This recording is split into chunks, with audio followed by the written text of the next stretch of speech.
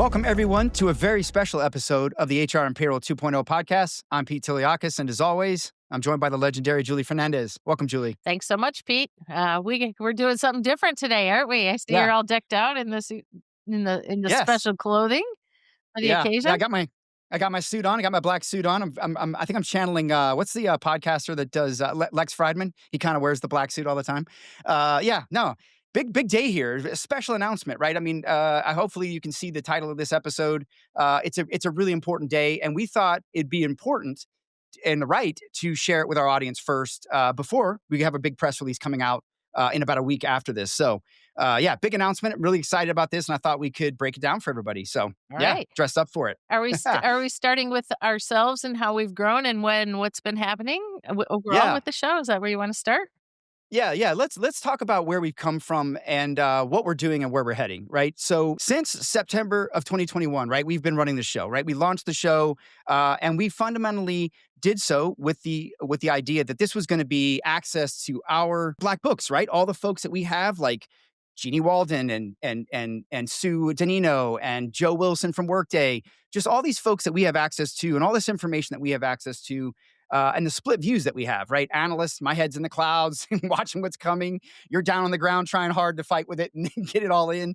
But the reality of it is that we have this rich network and information that we have access to. Why can't we share that with the world? And just help everybody kind of think about how to think about these things. That's right. So that's where the show was born, right? And so, Julie, I was looking back at some of the things, like some of the names. I don't know if you know, we have a list of the names that we had in there. A lot of transformation was in that. A lot of names that sounded like shows that we figured out in research belong to other shows, but we landed on HR and Payroll 2.0, and it seems like it's fit us and stuck with us. And I don't think, hopefully no one has stolen it. But just looking at that and listening to like our first episodes. You ever gone back and listened to our first episode? Yes, indeed. And we You started remember? out just you and I without a lot of guests, and we've kind of Yes. evolved to share more of that for sure. Yeah. Do you remember the first episode, right? Yeah. What was the catchphrase? The that do we nothing used? buyer, The do right? nothing. Yeah. The do The nothing. do nothing buyer. Yeah. So look, it started out very modest, if you will, right? We were producing the show on my Mac, on GarageBand, grassroots, right? Yeah. Just figuring this out as we go, right? Mics, knowledge, and internet access, and Riverside. Shout out to Riverside, and away we went, right? And I would say, over time, we really dialed it in, right? We found what we were, right? We started out as a show where we did a little bit of news in the beginning. Yeah. And of And then every we would episode. talk a subject. Yeah. Yeah, we would share a thought leadership subject. Yeah. But that quickly evolved. And you're right. We started to, open up and bring on guests. Now, I don't know if people know this or not, but our show is not predicated on guests. That's right. We could run the show with just you and I, but I think that might get a little bit boring for me anyway, for you anyway. Get tired of talking to each other.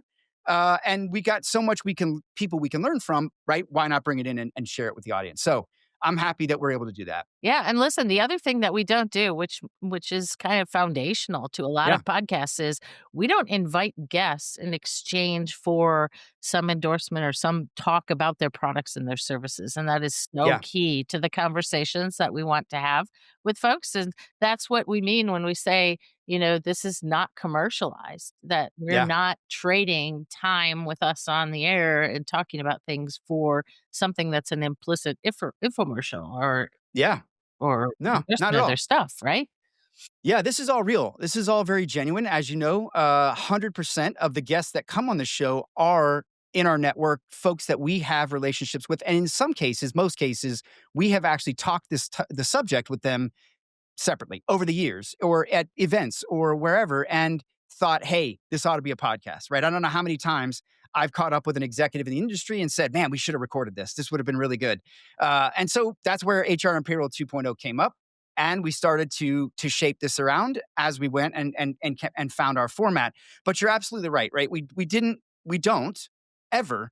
I get a lot of emails, Julie. I don't know if people know this, but we turn away 100% of the guests that or folks that reach out to us. And thank you to those that do, but it's just not generally right for us.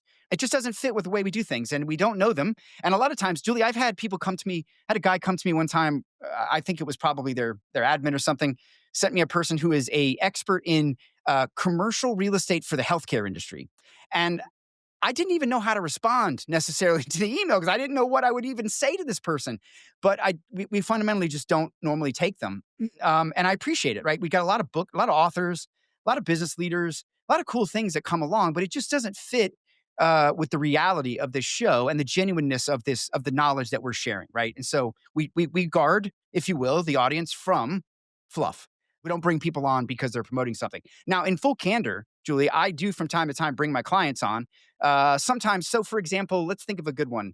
God, I can't remember the last time I did it, but like sometimes when I write, say something with a vendor, do some research, I'll bring them on and we'll talk about it. But that's not something that we're taking money for the podcast and necessarily using That's it right. that way. We have bootstrapped this entirely. Yeah, yeah. Um, It's one of yeah, our and the, foundational principles, right? Is that we're not yeah, selling the conversation that we're having, no. for anything that, Yeah. And even the handful of vendors that have come on, we've made it very clear we don't allow pitching, right? We don't allow a sales pitch. It's more about share your knowledge, share about what you're solving, and teach, right? And that's what we do, ad free education. So, ad free. however, yeah, however, right? In order to grow this podcast, Julia, I thought we'd go over a few numbers here. I Sure. don't know if you know this or not. I've seen the numbers for 2025. And did you know, this is amazing, right? Almost 14,000 downloads as of today from January 1.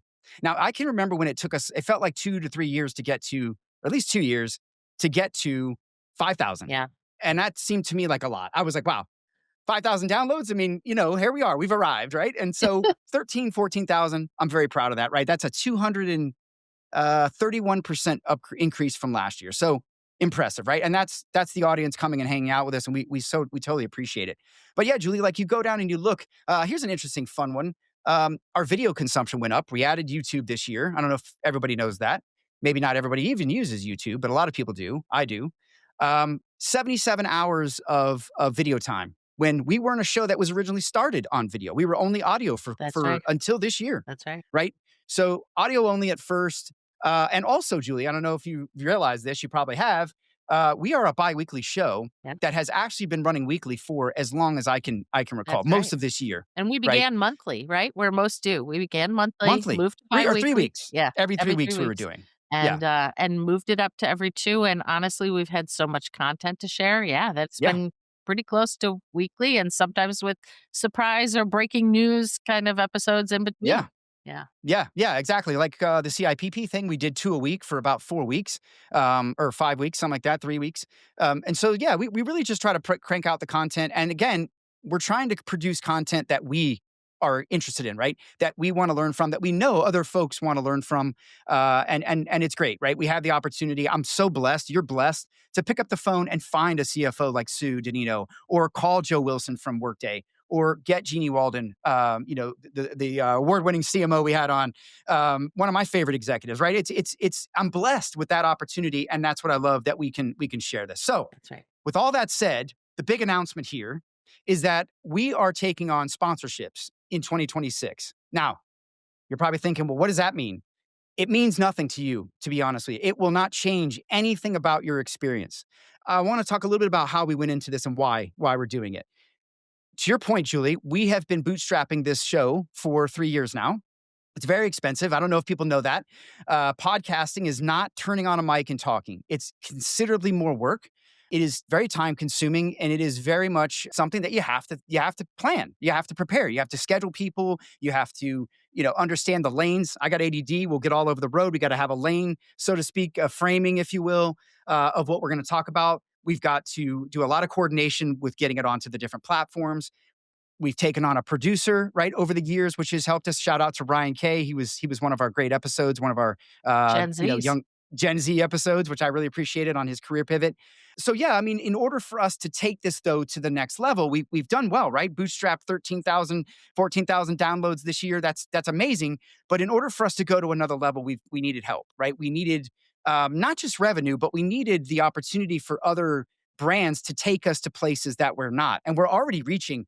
I'm not sure how the numbers really work out, Julie. I would say we have one download in at least, I think, 70 to 80 countries. But if you went into maybe the higher percentages, at least 40 countries are active, 40 to 50 are active.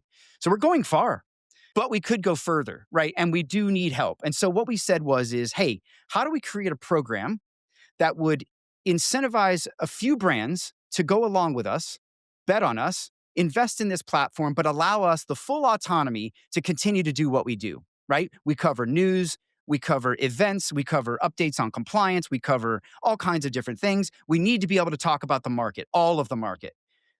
We also needed brands that were, in my opinion, education first with their content, right? We needed brands that weren't just looking for clicks. I didn't want that. You didn't want that.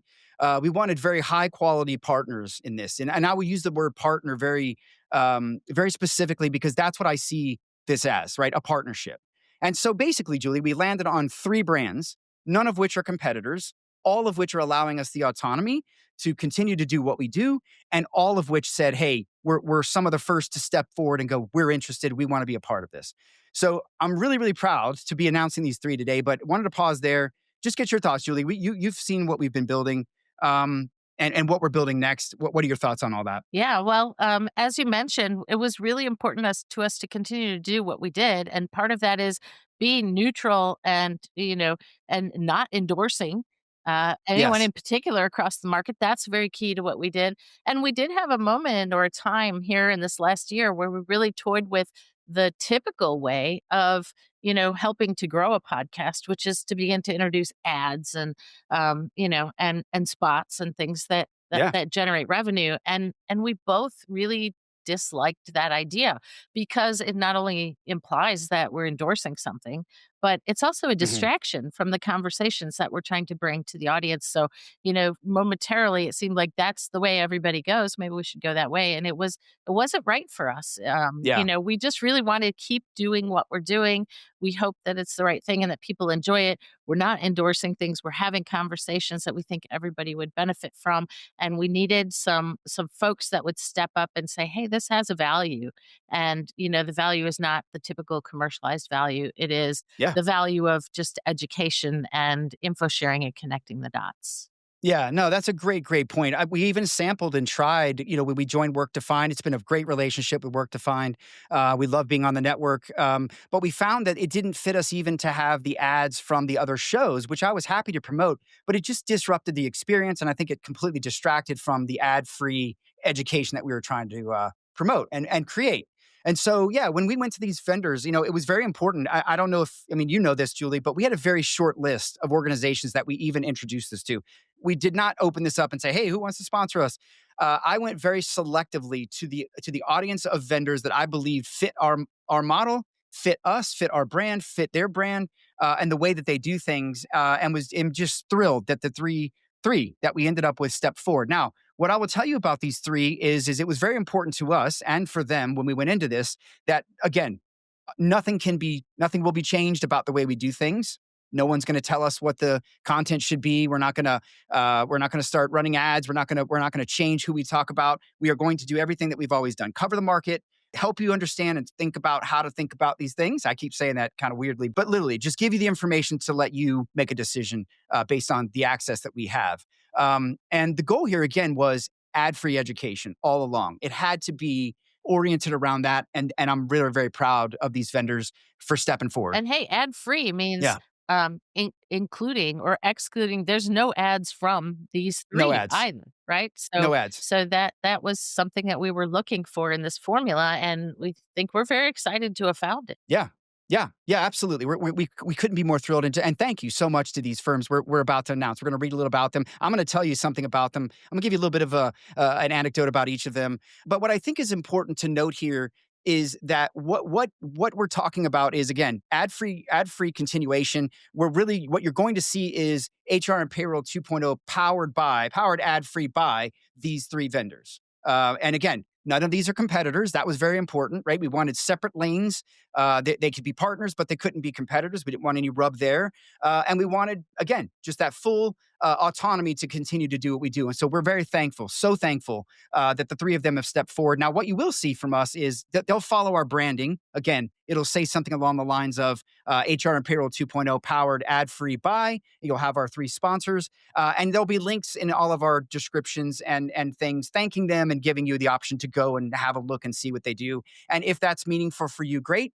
But again, we're not in any way endorsing these products or others. I mean, I am an industry analyst, and although I'm not ranking vendors anymore for a major analyst firm, I still try to keep as much objectivity as I can and not have that sort of slant. Yeah, So, that's right, and, yeah, in my business as an advisor, we do yes, end up working with clients who are evaluating and choosing and selecting, and we don't have any skin in the game, we have no downstream revenues, we have nothing in fact, yeah, I think folks will be interested to know who our 3 sponsors yes. are.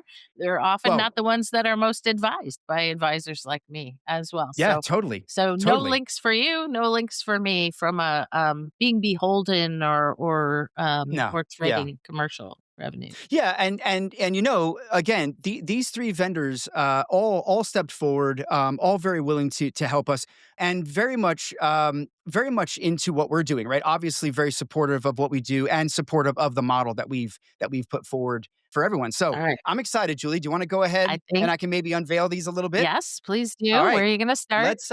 Let's start. We're gonna do this alphabetically, and I'm gonna go over these one by one, and we will. I'm gonna tell you a little bit about. I'm gonna read their about that they have submitted to us as their description, and now I want to make sure everybody knows you're gonna see a press release go out about a week after this episode. We wanted our audience to hear this from us first. And then you're going to see a press release go out. It's going to go to a couple of countries, UK, Australia, and the United States. And shout out to Devon PR, Kate and Jean, for helping us with that. We really appreciate them being our PR platform of choice, I guess, our advisor. So thank you so much for that. But yeah, Julie, if you're ready to do it, Yep. Give me the let's first get this one. over with. All right. Alphabetically, drum roll. The first one, the first sponsor who has stepped forward to help us and is going to power the show ad free in 2026 is GP, Globalization Partners. Now I'm going to read their about so you have an understanding if you're not familiar. And I'm going to tell you a little bit about these guys. So GP is the recognized leader in global employment, ranked number one in every analyst report. GP's global employment platform delivers everything companies of all sizes need to manage the full employee lifecycle with its trusted global HR agent GPGIA, which we've talked about on Yes, here we have. with Nicole. Very cool product. And AI powered employer of record and contractor products. GP supports teams in 180 countries with more than a decade of global employment experience, the largest team of in country HR, legal, and compliance experts, and is unmatched proprietary knowledge base. So thank you. Really excited. And shout out, right, to GP. I'll tell you, Julie, I've been studying the EOR market now for almost a decade, and GP was one of the very first ones that stepped forward and got involved in my research. They very much spearheaded that in terms of being one of the ones to say, "Hey, we'll be a part of this and help you get this going." They spearheaded the GEIO, the I can't remember what that stands for, but it's the consortium to help promote a healthy global EOR industry. So very much leaders in terms of more than just their analyst rankings, very much leaders in the industry in terms of EOR and pioneers in a lot of ways to that service. And here, just stepping forward to help us power the show to show in 2026. So Yeah. huge thank you to GP. And I just wanna Yeah, add, like, just that practitioner lens, because a lot of times it's hard to just place some of these yeah, folks in the market, and when you say EOR, that's employer of record. It's yep, clearly the folks that work with a lot of, small populations of, they're not employees. In the employer of record model, they're actually become employees of the EOR, of the company itself. yeah, So, it's where you might need that agility and that flexibility to have workers in a country where you don't have a presence, you don't have a legal entity, you're not ready for all of that, but you are still trying to do some form of business in the country, and that's the space that GP takes. So I yeah. just wanted to make sure I help put that in its Yes, context. yeah. We've talked about global EOR here a lot, but I would argue there's a lot of folks that still don't know much about it or aren't entirely clear. And you're right; it's very Niche. It's PEO-ish. very yeah, Yeah, it's a very niche place and yeah, offers a lot of cool things for folks that yeah. have the needs for it. So Yeah, awesome. very much an employment model, right? It's not just a lot of people think it's the same thing as global payroll, not the Yeah, same very thing. different. Very payroll heavy, but fundamentally an employment model similar to the PEO model here in the That's right. US, sort of, but just a little different Yeah. outside. So Okay. again, Thank thank you. you so much to GP. Really appreciate them, and we're just so proud to have them as part of the team here. So All right. okay, all right, On to the number second one. 2. All right, here we go. Again, drum roll here. OSV, OneSource Virtual, has stepped forward. We are so proud of them. I've been working with these guys for years. But let me tell you a little bit about OSV. OSV delivers in-tenant technology and expert services to automate the administrative, transactional tasks of payroll, taxes, accounts payable, benefits, and earned wage access within Workday while ensuring compliance. OSV has worked exclusively with Workday customers for the past 15 years, with service teams that average 10 years of Workday experience, in addition to 20 years of industry experience, with over 1,100 customers and 95% retention and $185 billion in treasury movement annually. That's massive. OSV helps organizations take their teams from transactional to transformational. So, huge thank you to OSV. I have a long relationship with these guys. Used to work for Trey Campbell back back in my NGA days, who we're bringing on the show very soon, and just really, unapologetically strong Workday, only Workday service organization that, I just, to be honest, Julie, whenever I made my list of firms I wanted to do this, I was really crossing my fingers for OSV because I felt they really aligned well with us, and they jumped at this, and I'm really appreciative to all of them over there for doing that. So thank you to OSV. Yep, same here.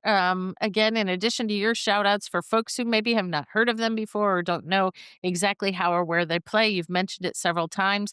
They're part of the Workday ecosystem. So if you don't use Workday, they're not on your radar necessarily, right? But if you do use Workday, a lot of folks do Workday or use Workday software themselves and wonder, hey, what if I don't want to do tax filing myself? Or what if I want some help?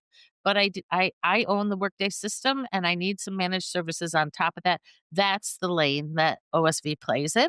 And, the folks that might recognize their names or think about their services are in that particular lane. So thank Yeah, you, yeah. OSV. Yeah, exactly. Thank you so much. I've been working with OSV, Julie, as an analyst for a long time. I helped do a lot of things there. And one of the things I have always really liked about what they did, I think is unique, in addition to the Workday expertise and practice, is their investments in Atmosphere, which is embedded into Workday, and very, very, very unique in terms of a service wrapping experience for you to get the most out of that investment. So, Right. yeah, but just a brand that just aligns so perfectly with us, and fundamentally, was just right, I think, for this program. So thank you so much to OSV. I'm really proud to have you guys as well. All right, Okay. last Cue one, number Julie. three. Yes. Now this one might be a little bit of a surprise. I'm very familiar with this organization. Have I would say a long relationship, maybe the last 3 to 5 years, really, but have become incredibly fond of the way that they operate. And I'm going to talk about that here in a moment. But yes, I'm very proud to announce that we have added our third and final marquee sponsor, powering the show ad free in 2026, is going to be Zoho Corporation. And Zoho is a set. They're about reads, with 55 plus apps in nearly every major business category. Zoho Corporation is one of the world's most prolific technology companies, headquartered in Austin, Texas, with international headquarters in Chennai, India. Zoho is privately held and profitable with more than 18,000 employees. So thank you so much to Zoho. If you don't know about Zoho, I'll say this. I like to call them the Google of India. They have a little bit of everything for enterprise, but specialize in that small market, mid market buyer. And I'll just tell you this, Julie, there's two things here that I think you should go check out, a little bit of homework for our audience. Now, I'll tell you this. Zoho's not probably known for HR, but they have a very mature HR, payroll, and finance capability, all integrated, obviously, in their platform. And interestingly, they have a significant number of customers that are using those solutions, and that's growing. Right, payroll native for the U.S. now. They have MENA, they have India, and much of that is being built out around their HR and their broader enterprise solutions, CRM, everything you can imagine. But what I would encourage those of you to check out, honestly, especially if you're in HR, go and just have a look at Zoho's culture. Go and read about their transnational localism, I believe is what they call it. And they have a very unique culture in the way that they invest and curate talent, and the way that they invest in tier 2 and tier 3 cities. And it's just really cool. I've been to their events over in Austin. They took us to McAllen, Texas, for example, one time, and really showed us how they've invested in that community and brought about a tremendous amount of talent for their organization. So if you're a culture geek, I'm actually working on something special around culture right now. You'll find this really fascinating. Go and have a look at that. And what I love is, kind of like Workday, their CEO just stepped back from being CEO to go program again. So that's always very exciting, right? And Neil Bershry's done the same thing over at Workday. Just a lot of cool stuff coming on over there, over at Zoho, and I'm just so excited to have them. Yeah, exactly. Thanks so much, Yeah. Zoho. And I know I'm learning more about them just, as they came into the forefront as someone that would really Yeah. espouse the values and help us continue to bring information to the community the way that we have. And Yes. it's interesting, we've had some conversations recently about the trends toward broader ERP, right? And the idea of putting different platforms together in different ways and down market in their own way. Zoho has a lot to offer folks in that lane. I can tell you for sure, we don't often or almost ever see them in the HR payroll Yeah. space, even as I go down market in my advisory work. And so it's been interesting to get to know, kind of the Yeah. breadth of what they have is really quite interesting for sure. Yeah. Thank you They're so they're much. So Yeah, they're a little bit of a secret out there, and I don't think people really know what they have. So yeah, check it out. But fun fact here, Julie. I mean, you know this. I run my businesses, all of my entities on Zoho products. I use Sign, I use Invoice. We use it here. We use Books now for HR and Payroll 2.0. It's very robust for the small business user. I have to say, I personally am a customer, actually, more so than I am an analyst. But yeah, just so proud that they stepped forward, and I love their brand. And again, not exactly HR or known for that, but has some strong HR products inside of their solution and just a wonderful, wonderful brand and company. So check that out if you're interested. Very cool. There's a lot of articles I think out there on that transnational localism work and just how they uniquely have built things like Zoho University and other things. It's fascinating. So, yeah, all right. Well, look, thank you again to all three of them. Julie, I think it's important we do one more thing before we leave here. okay, One of the things we didn't talk about is what are we going to do with this funding, right? Where is this going to actually go? And I think it's important for people to know 100% of it is going to go back into this show. The show was never designed around making money, right? It's just been a labor of love. It's been a digital calling card or business card for you and I. But fundamentally, we've bootstrapped this and put a lot into it, and now have the ability to actually invest in better equipment. Maybe we're going to show up at an event at least. We've already scheduled. Tell me what it was. World at Work, World at World at Work, Work, the yeah, Total in Rewards version April, in San Antonio, I think in late April, right? Mid April. mid So we're going to be bringing the HR and Payroll 2.0 flag to record at some of these events. We'd love to have you. And we're also going to be pushing a bit more into our promotion so that we can push the engagement up by way of things like maybe YouTube ads or Google ads or something like that to bring our show to places that people that might not be finding it naturally. So yeah. yeah, we're really going to push it all back in here and have this platform just continue to build on this platform. And I think the sky's the limit, and we, look, we need your help too, right? I mean, call to action is always like, share, subscribe, give us a rating, whatever you can do to engage is very much appreciated. But know that we're really very much defending and investing in this audience in this community, and we're protecting what we've built, and we're going to continue to just escalate it from there. So Yep. super super excited for 26. That's right. And key to everything you said there is labor of love. We both have day Yeah, jobs. We both love our day jobs. That's what we want to be doing. And yet we have so many amazing conversations that, we want to make sure others can participate in, can benefit from, and can give us input and feedback on. and please do. And please do, and that's Yeah. exactly why we're doing this because we just wanna keep it going and, keep it rolling and keep it in the same spirit and culture that we've, been working with. This is not a financial endeavor for either one of us. It is a labor of love that you talked about. Yeah. Yeah. And nothing's changing, right? Again, absolutely nothing changes. I don't believe for the experience. At most, you might see the brands riding with our brand, but otherwise, no ads, no asks of you other than, like I said, just like, share, and subscribe. Anything you can do to give us a little bit of an engagement is always very helpful. And yeah, keep the comments coming. I read the comments. They're really positive, Julie. We get emails from time to time.